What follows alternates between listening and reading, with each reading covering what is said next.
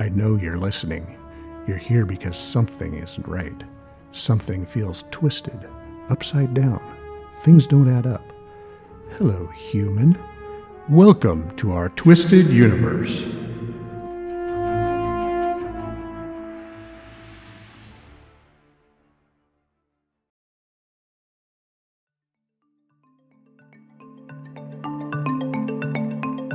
Hello, human. In this episode, the Inked Intuitive returns to chat with us about what it's like on the other side, with special guest Jasmine, the Inked Intuitive, and our hosts Joe and Christy.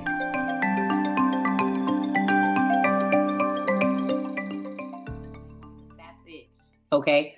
When I'm driving downtown or see a homeless person and winter is approaching, like rough winter is approaching, how does that person not feel? This isn't a person that has given up, and moved into a tiny home. This is a person that has their dog and a grocery cart. That's hell. Being out in 19-degree weather, that's hell. The natural disasters, the wildfires that we see, that's hell. Like that, yeah. So that was I like that question. I've never been asked that question. Conversely, there are things in this life. Yes. It's a weird dichotomy of both. Yeah. We're kind of an in-between state here, maybe limbo. Maybe not. Absolutely. Quite hell. Absolutely. That was a great, I've never been asked that question. Well, we're digging for and a basic question to ask, right? Like, because we all want to know. Right. Not that I'm afraid of going there, but right. It's good to know. Absolutely. I have somebody that wanted me to ask, what happens when you commit suicide?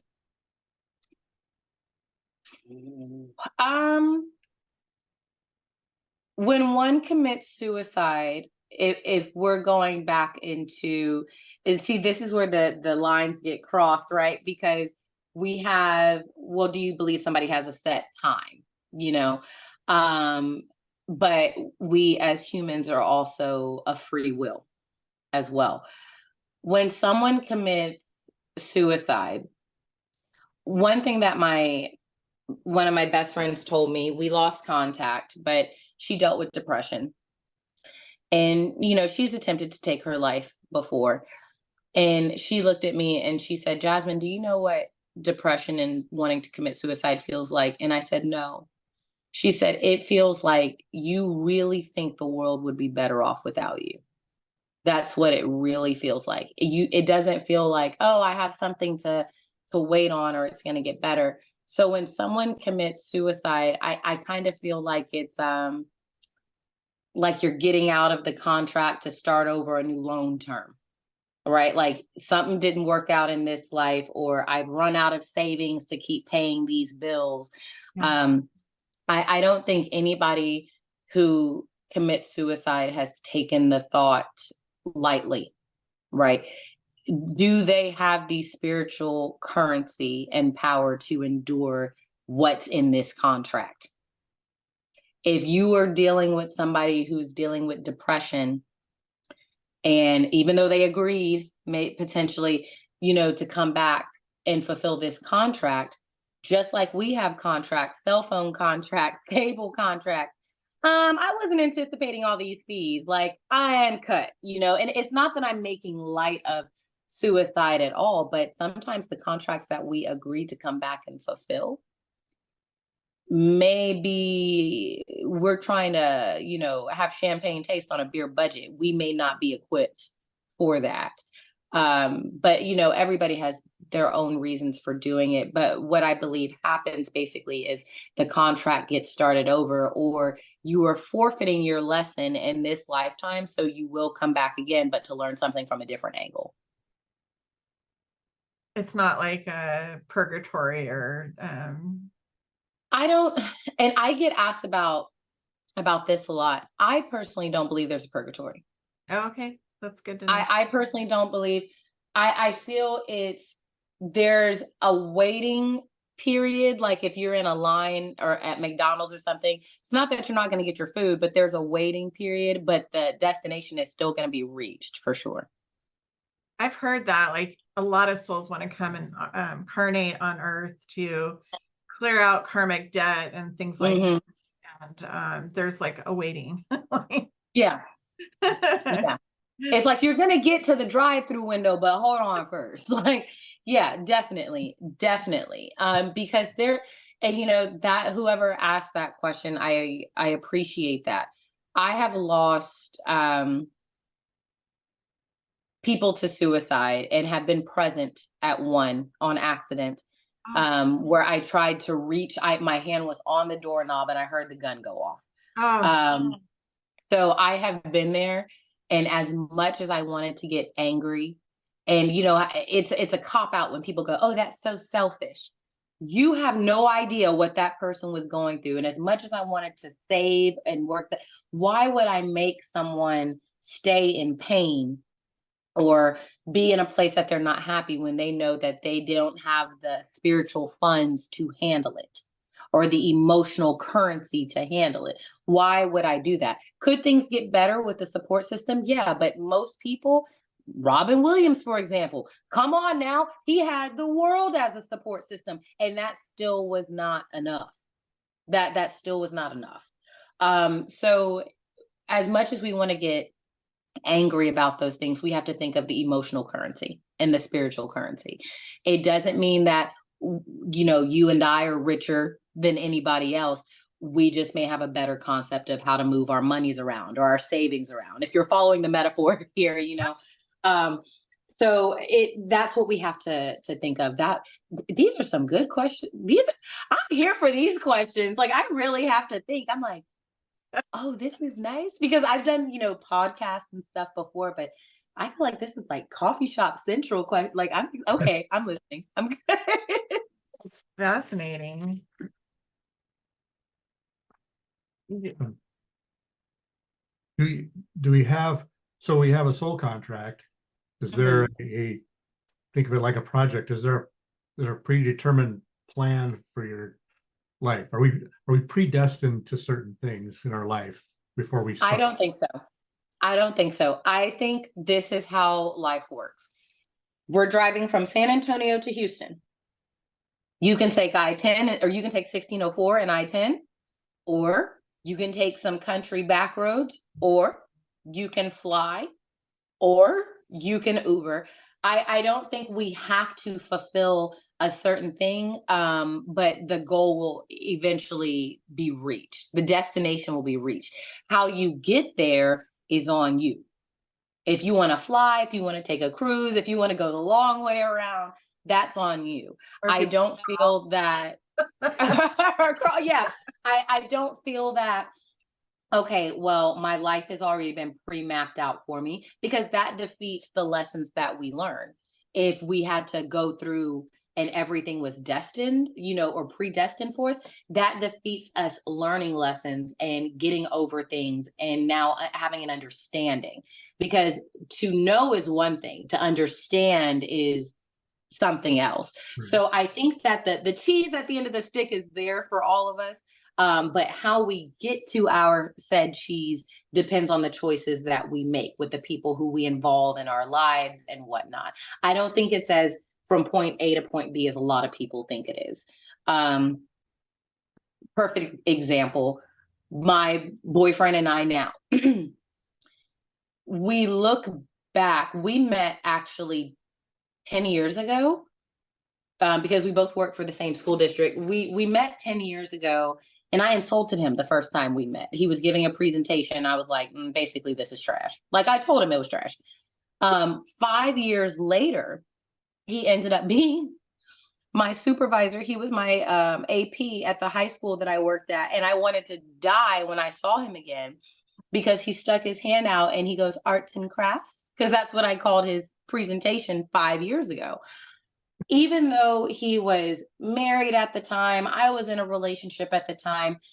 It took us a little while to find one another, but we got there. But those were conscious choices that we made. He chose to marry someone. I chose to be in a relationship with someone for 6 years, but the timing still had to have been right, because he was divorced. I broke up with my ex for us to meet. But Again, that couldn't have happened if we had not met 5 years, prior or anything like that. So it's not that when we come into this lifetime, we're going to go through this at this year, at this step, at this month. I think it's like a checklist. Here's some things that you got to go through. How you get there is on you. You can take the Uber, you can drive, you can use a scooter. That's how I think it is. That's how I feel figure it out.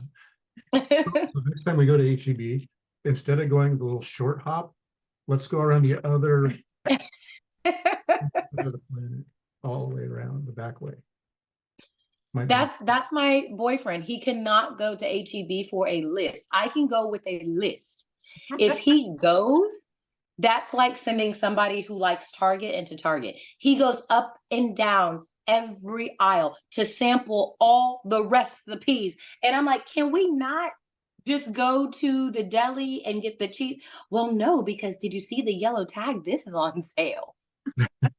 Like, he's like that. We know we're going to leave the grocery store. We know we're going to get to the exit, right? But how long we choose to stay in there is, our choice. So, because I'll forget where I was going before I get to the car. Oh my goodness, he's the same way. He gets so excited to go to HEB. Like, it's a 2-hour ordeal. And I'm just like, that's cool. Like, that's his thing. He gets excited. A lot of people go, oh, I'm going to the gym, or I'm going to yoga. I'm going to this, metaphysical shop, whatever. His eyes light up when he goes to HEB. Like, it is the funniest thing. Like, but he's genuinely, that's his happy space. Like, HEB is his happy space.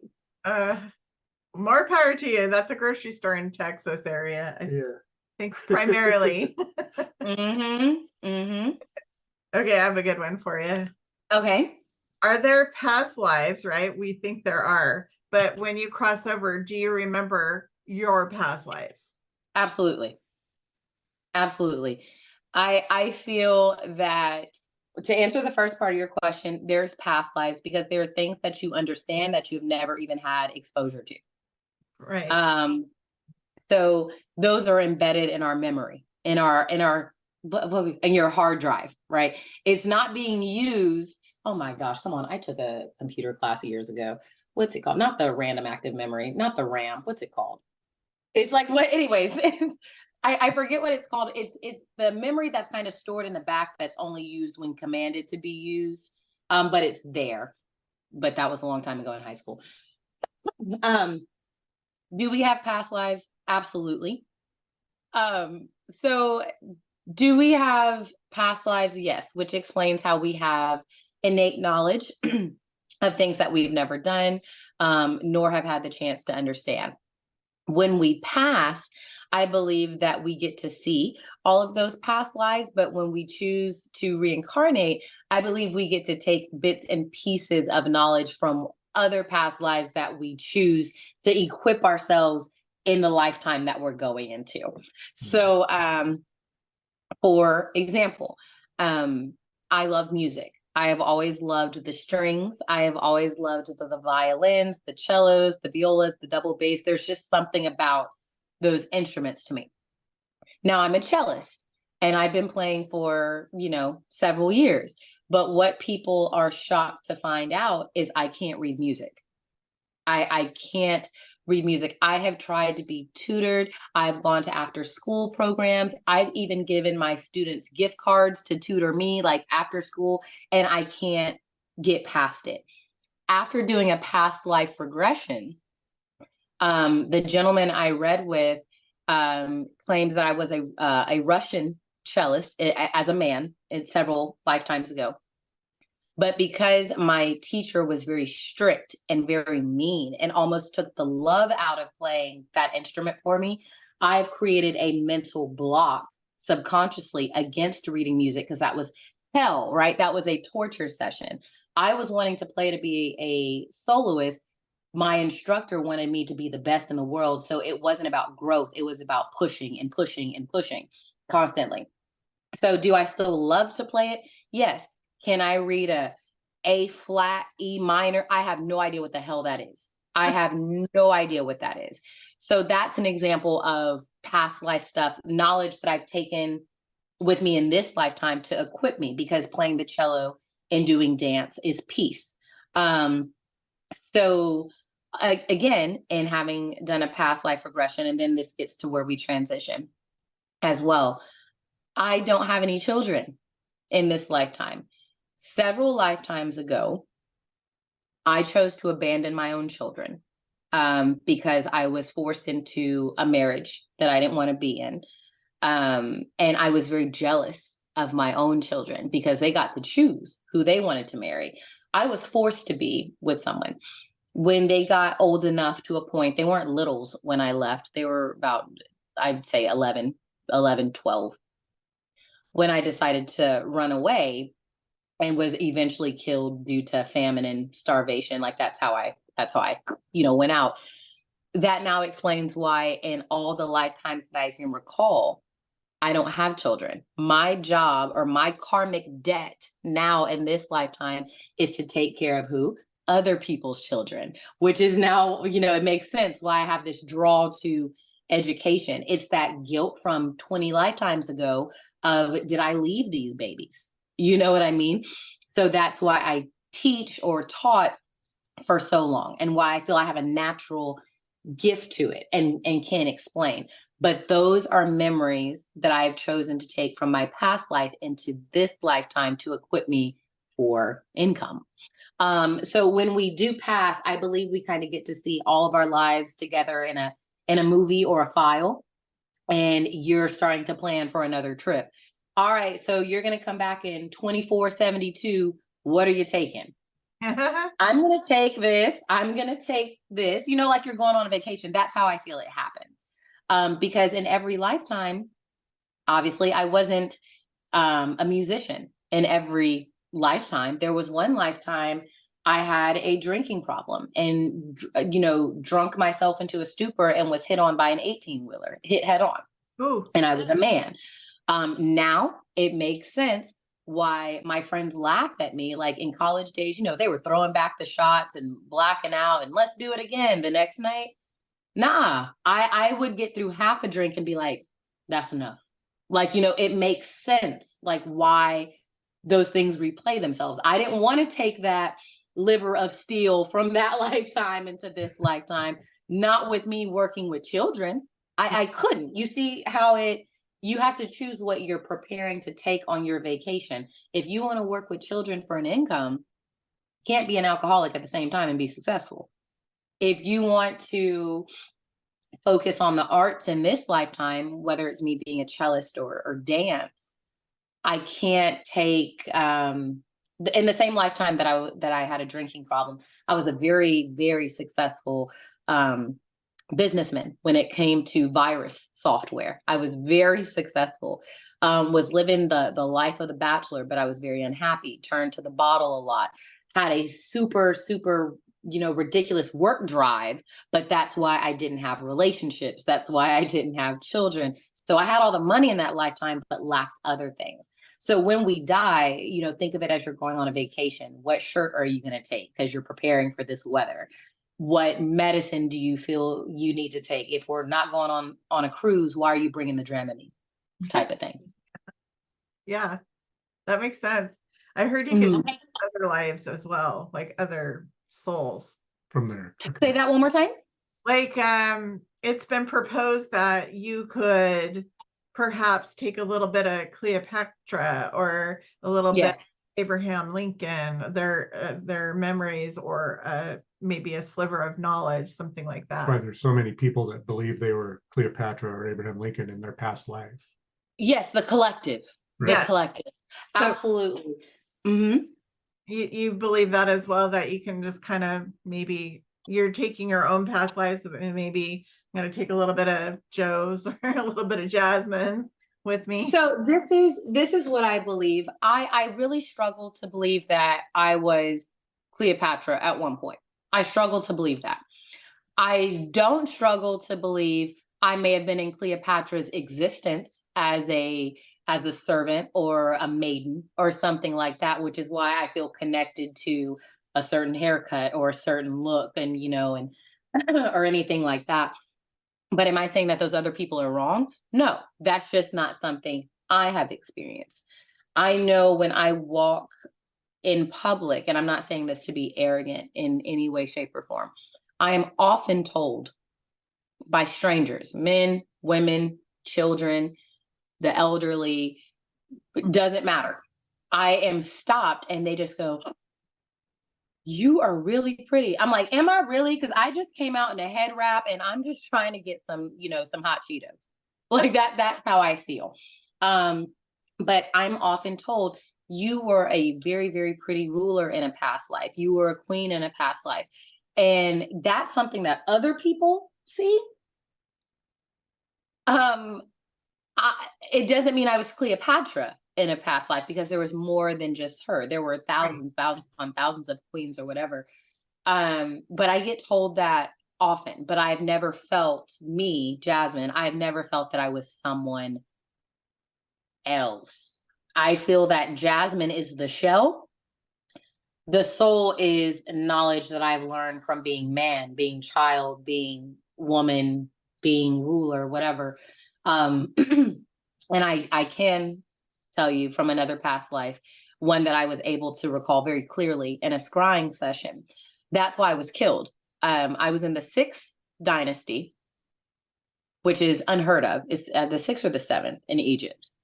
And I was very upset that, famine was taking over. The poor were dying. So me and my big ass mouth, I get up and I'm like, we have all this money up here. We're going to feed the poor. Like, we're dying. Like the Nile's drying up. Da, da, da, da. Yeah, politics didn't like that. And they killed me in my sleep Ew. by slitting my throat. Okay. Which is now why, what do I do in this lifetime? I teach, I talk, I educate to make change that I couldn't do in that past lifetime. But that doesn't mean that I was some pharaoh or somebody else. I may have gotten my knowledge about, trying to be a social activist through my failures, because that has happened to me many times. I've been assassinated many, many times because of my mouth. Which makes sense if you know me, like that makes sense. To just to make sure I'm answering, your question here, I don't believe we have been somebody else. I believe we may have been in their close vicinity and maybe confuse that as being like, "Oh, well, I was around when Cleopatra was around and we had dinner together a couple of times, so I am her." No, you're not.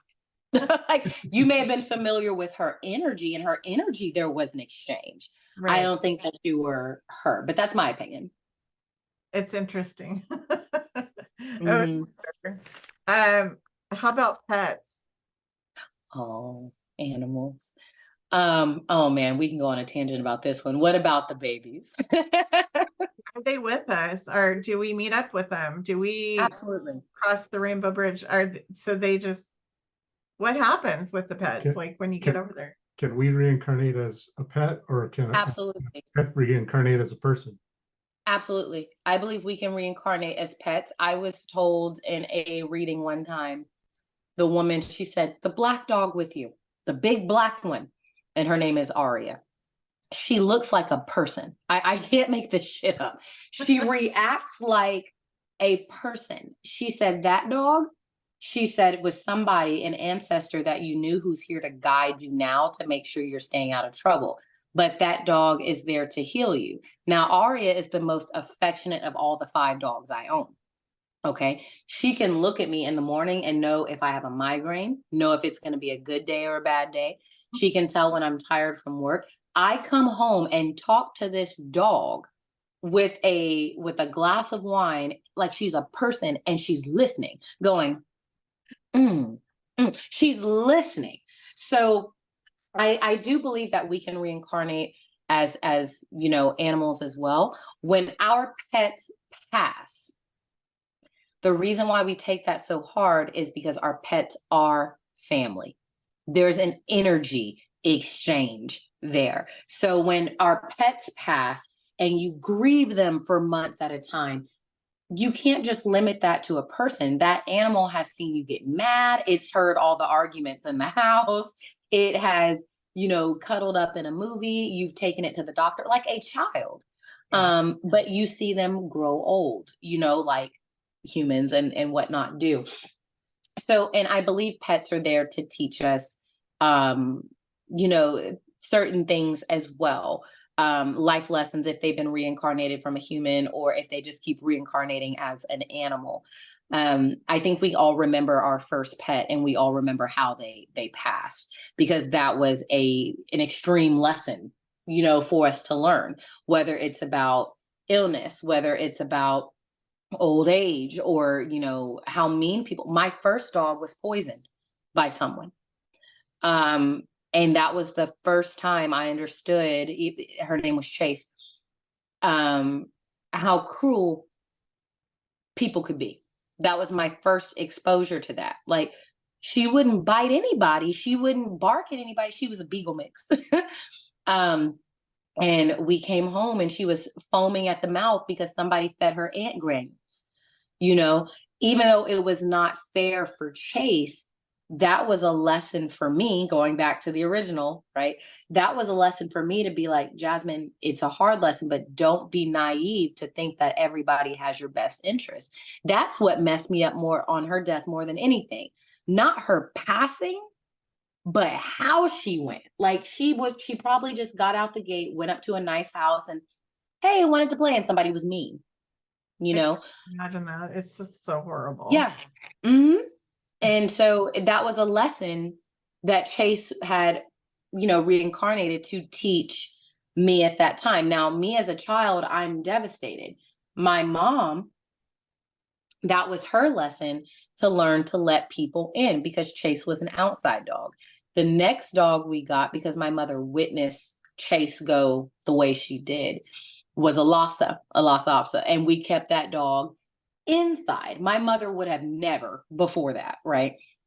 Now, when Bayu passed, okay, getting back to the question here, when Bayu passed, she was at the groomers. The groomer turned around and Bayu fell off the table, which broke her back. Okay, so her back legs were paralyzed. This lesson was especially hard for my mother after a divorce, right? This was one of the glimmer of hopes of happiness that she found after the divorce. And we decided, well, let's go get her surgery. It would be $20,000 and it was only a 50-50% chance. 50-50 that she would recover or the 50 that she would roll around in wheels for the rest of her life. Now, my mother's, I don't know if you could call it, it's kind of a good thing and a bad thing. Her ability to emotionally separate herself or cut things off is unreal to me. So she made the decision, we can't do that. We're going to have to get Bayu put down.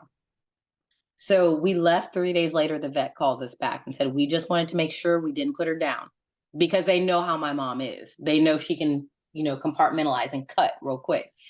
So they called us back there. They didn't put her down. They waited because they said, no way. Like, this family loves this dog too much. And that was the first time I saw my mother truly lose it and be vulnerable to not wanting to let something go.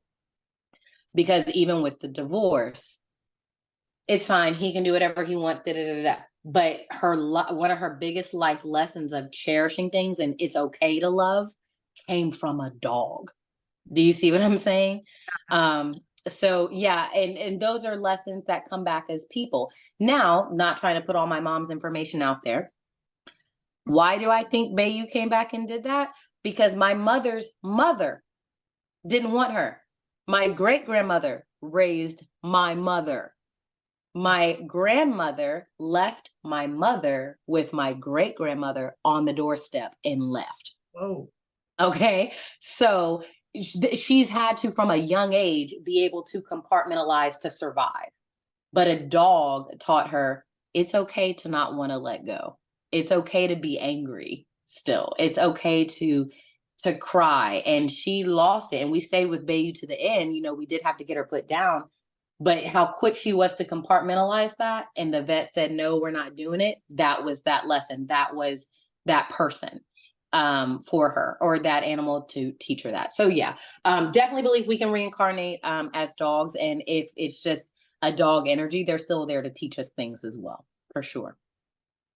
So when I cross over, am I going to just be like there's my kitties and my puppies. I don't think it would be that simple. I think some energy you would recognize. I think some energy you would recognize. I don't know if you're going to see that exact image. But there's a little picture that was on the internet. It makes me cry every time I see it. It's the one dog with wings, and it's looking at the puppy, or the little puppy is looking up at the dog with wings and a halo, and it says, "They still talk about you." And it says, "I know." Have you seen that picture? Yeah, I think so. Oh, it makes me cry. I don't think it's that you would see maybe their exact shell, because again, these are shells. Right. But there may be an energy that you would recognize. Yeah. For sure. For sure. That's awesome. Is there anything that you want our viewers to know, or anything that you think is important to bring forward? Yes, if to anyone that's going on their spiritual journey, please do not make the mistake that so many of us have made, which is trying to compare ourselves to other people. I used to think something was wrong, with me, like, well, I don't see this image. I don't get this. Like in meditation, I was like this, like with the one eye open, like, am I doing it right? But then when I realized what my modality was, I no longer felt that I had to justify how I got my messages to other people. But in a world now where there's so much social media and how easy it is to compare ourselves to other people for likes, for follows, for views, the art and the beauty of understanding who we are in this lifetime is getting lost because we're trying to match, something. I have friends who are clairvoyant mediums, and I made peace with myself being like, I'm glad I don't see that shit. And I'm still just as valid, Definitely. The other thing I would say is on embarking any spiritual journey, protection, protection, protection, protection. Think of Chase. Think of my dog Chase. If you're out there listening, not everybody has your best interest. No. It doesn't even matter. Those people who poisoned my dog didn't even know who I was. They had an agenda, and they were going to do whatever needed to be done. So protection by all means, whether you're into tarot, meditation, any type of metaphysics, divination, mediumship, we all have insurance, I hope, like that's what it is. That's what it is. Like, I would not dare, mess with these things or say I'm going to involve myself with these things if I did not feel that I was protected, or prepared.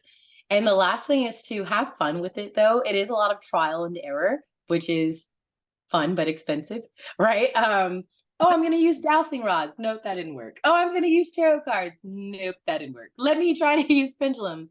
Okay. It should be fun because you are learning things in this lifetime, as well. But the last thing is we're never alone. We're never alone. And sometimes you don't have to see the lights flicker on and off or anything like that, but we're never alone. Mm-mm. I don't think so. No. Now the lights flicker on and off in this house at a certain time every day at like 2 a.m. Y'all know I'm crazy. I got up in the middle of the night. I said, "Oh, hell no. I got some incense." I said, "We can't do this." I said, "I have to sleep. Like, we can't do this." But it's funny, but just understand, as much as we're learning about it and talking about it, it's something that still needs to be respected, as well, for sure. Check for prank routines on your spherical object that will not be named. Spherical device. Say that part one more time. You cut out. I'm so sorry. Electronic device, that is always listening. Yes. He's always a skeptic, even though we've been through everything we've been through. I remember. I have to, because I've thought of writing routines for it to mess with you guys. Oh, wow. Yeah. But I remember he's like, "Oh, this house isn't haunted." It was just the stupidest thing because it was completely haunted.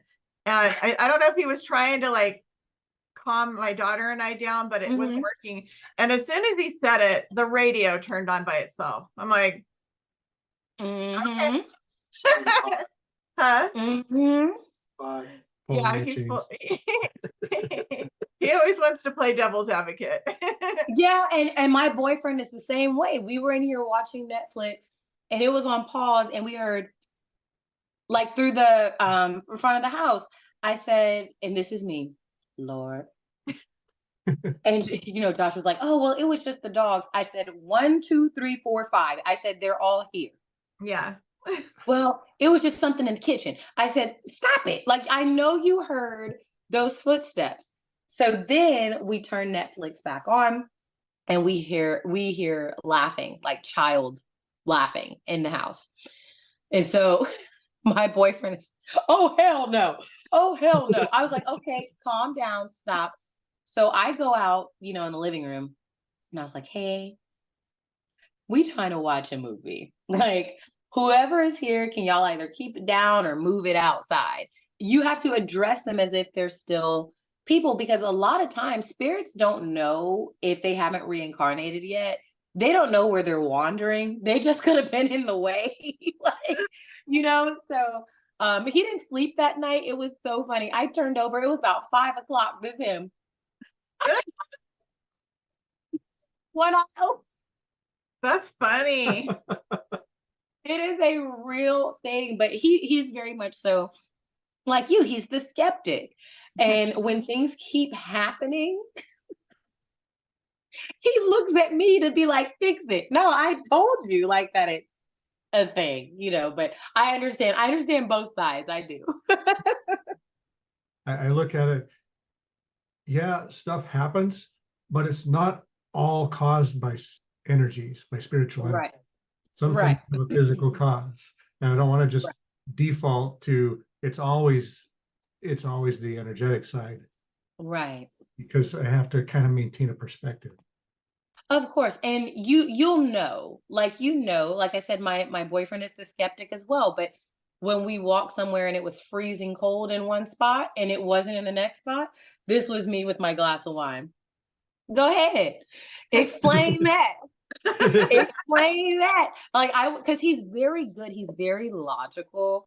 So he's very good at explaining things. But when he couldn't explain that, he goes, I'm gonna just go make me an old fashioned. I said, "Yeah, go ahead and make yourself a little drink. Go ahead and make yourself a little drink." He's like, "Jasmine, it is cold right there." I said, "I know. That's exactly why I'm walking around that shit and going into the kitchen." It doesn't mean that it's going to stay there, but something is, visiting, lurking, whatever it is. And after a while, we got some hints that it was one of his grandparents who was visiting or lurking, because then it went from cold to one of his grandfather's old pipes, like tobacco pipes, like started to move. And then the poker cards started to move. And he goes, "That's my granddad." Like that, he knew who that was at that point. Ding, ding, ding, ding. Yeah. Mm-hmm. That's so awesome. So Yeah. you're in the San Antonio area, right? Yes. And are you doing readings for people if they want to get in touch with you, or how do they get a hold of you? I sure am. So I do readings in person at the holistic fairs that I pop up at. I do the Healing Dragon at the Marriott by the airport off 410, the first, or is it the second Sunday? First or second Sunday of every month. But when I'm not doing those shows or pop-ups, I'm always available by phone. And you can book an appointment with me via Instagram or directly through my website, www.theinkedintuitive.com. And I will call you at that time. If you have to reschedule, we'll be texting and whatnot, keeping in contact before. So I'm really easy to work with. The only thing that, people may need to know is, because I am in education, I can't randomly, unless it's a weekend, read you at like noon, because I'm probably in a meeting or I'm probably reviewing teaks or data or something like that, but it's evenings mostly. Mm-hmm. Oh, amazing. I want to tell you, it's a testimonial. We met Jasmine at a fair and spot on. I absolutely knew she was talking to my dad. You brought up some points like he was talking about a wooden box that his dad made. I mean, there's no way you would know about that, but it's a thing within our family that we knew. You also told me something about his car, which at the time I didn't realize what he was talking about. And, you know, maybe a few months later, I found out that his car was left at a dealership. And I mean, but all these things, like if I didn't hit on it right away, it came Right. a few months later, I understood. So, and also with you, right? With your dad. And that's very important too. It's very hard as a reader, and I'm gonna out all the readers out here right now. It's very hard as a reader when we're channeling and we say stuff and our client goes, really? It's like we shut down and get this big. We're like, was that wrong? You know? And then we constantly think about it, like for the next few hours, like, oh my gosh, did I tell this person the right thing? And those are the readers you need to trust. The ones who really take their job seriously and go, I hope I didn't do that wrong, because they care so much about what it is they're doing. The readers that never question themselves or go, oh crap, those are the ones you need to stay away from. The ones who are like, oh, well, I know everything. Because the instance about the car didn't make sense to you.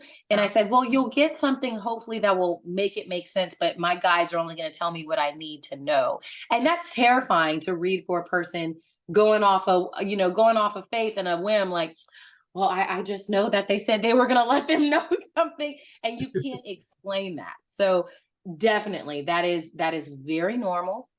And that is something I freak out about all the time.